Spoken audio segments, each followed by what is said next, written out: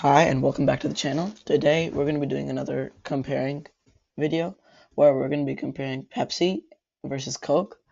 So we're going to be comparing it on these measures, and let's get down to it. So the first thing that we're going to measure is the PE ratio, which is what I tend to do first to check if the company is fair value, overvalued, or very overvalued. So if we go over here, for Pepsi, we can see that the P ratio is 18.9898, which is pretty low, and I think it's a bit lower than the S&P right now. And for Coke, their PE ratio is 27.65, which is more average, but it's definitely way higher than Pepsi. So Pepsi wins that one.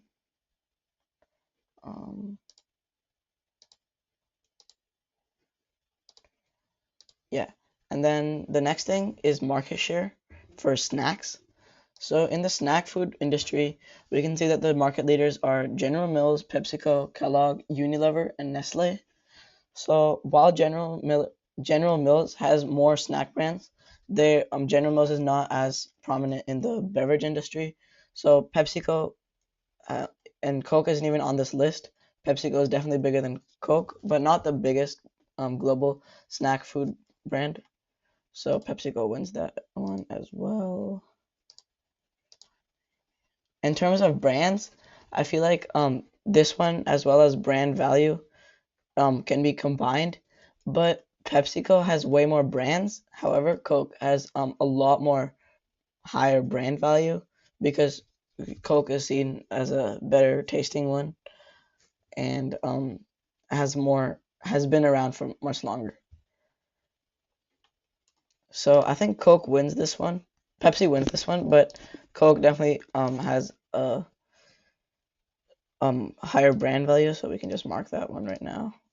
In terms of AI integration, I feel like it's a tie because while Pepsi is more outspoken um about their AI integration, both of them use it, and I feel like that it doesn't matter if whichever one's more outspoken.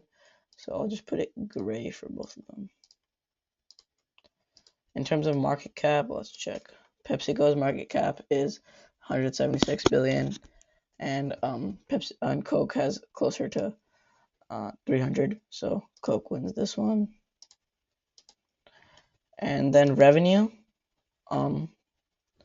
pretty sure Coke wins this one as well, but 91 billion as opposed to 47. But oh, interesting. Pepsi actually has a higher one, probably because of their snack brands and other brands versus which Coke mainly is focused on the drink business. Profit margin, we can see here. Their gross profit was a little bit over half, and Coke it was higher, so Coke wins that one. And then in terms of dividend, both of these are dividend kings, so these are both very good dividend stocks.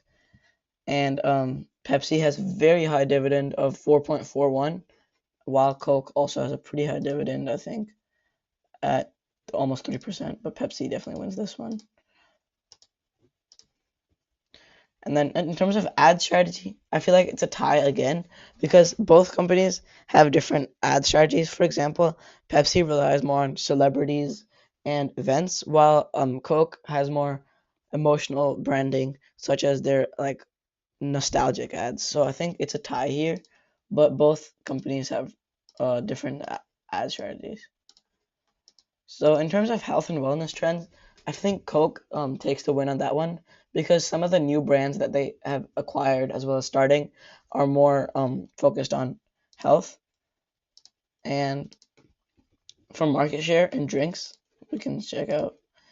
We can see that PepsiCo is actually higher in terms of market share of the drink industry over Coca-Cola, which is surprising. But I think that in the global market, they definitely have a higher market share. So Pepsi wins this one. So we can see that the winner here is Pepsi. So while I think that both have arguments for and against, I think Pepsi is the overall buy here. Although This is just my personal opinion, and always do your own research before investing. Thank you, and I hope you come back for the next video.